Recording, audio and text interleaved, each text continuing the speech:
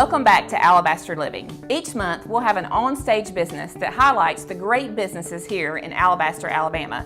Today, I'm here with William Green of Bob Green's Alabaster Optical. Will, I cannot be more excited to be here with you. Our families go way back, and we've known each other for a long time. In fact, Will and I graduated from Thompson High School.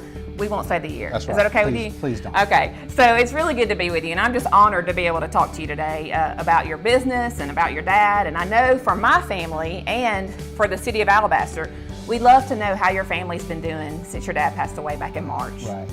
Everything's moving along. I mean, just slowly adapting and just getting adjusted to new life without Bob Green in it. And Bob Green left a very large void in a lot of lives, not only in our family, but the whole community. So.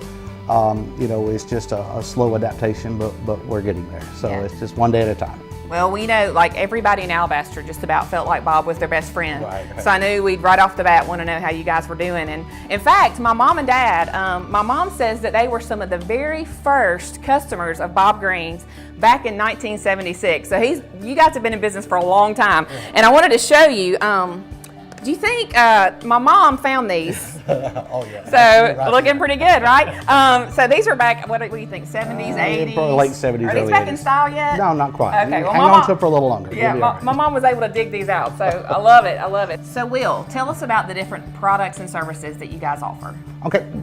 Here at Alabaster Optical, we have a very wide range of things that we do. It's very unique to the optical industry.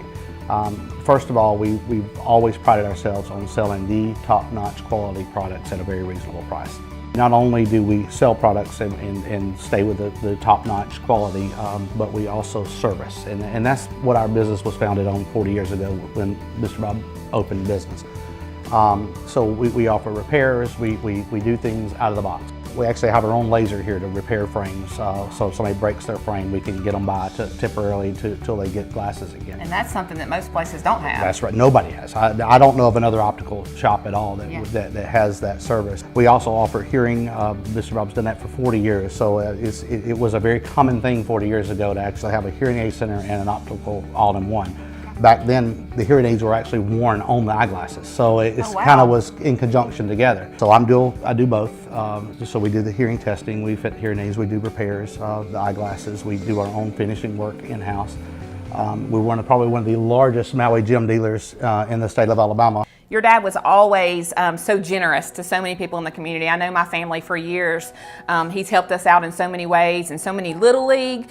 He sponsored people and did just so many things to help this community. And this is the thing I'm most excited to talk to Will about today, is the brand new nonprofit organization. You guys are some of the first people that are going to get to hear about this. It's called What Would Bob Do? So tell us about that and how that's going to continue his legacy of giving. The charity was set up to continue doing things he did. Now the Little Leagues and the things like that, of course Alabaster Optical continue doing that. That's not going to be part of the charity.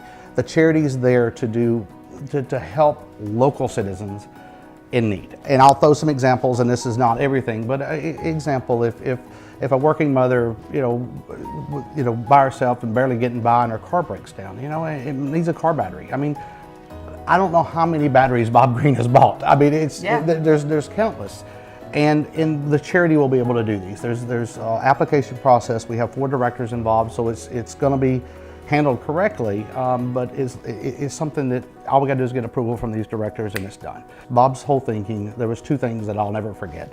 One thing he told me, he said, you know, if I've got money for steaks and my neighbor's hungry, he said, we're both going to have hamburgers and we're both going to be full. And that's the way he led his life. That was his heart. Yeah, that was it. And then he also had the belief that charity, and he wasn't against missions or he wasn't against these charities that went abroad, but he said, you know, they pass so many homes here that need that assistance. And so that's where he wanted his giving to stay local. He knew how to get the buzz in his ear who needed help, and most of the time people don't even know where the help came from, so that helped that situation. We're not going to be able to do that now because he didn't want his face in the spotlight, but now his face is on a big logo for the charity. So he would probably be. He's gonna be mad at y'all. Exactly.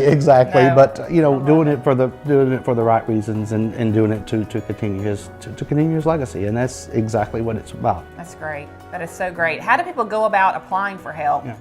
Right now, everything will be on our website. It's whatwouldbobdo.org.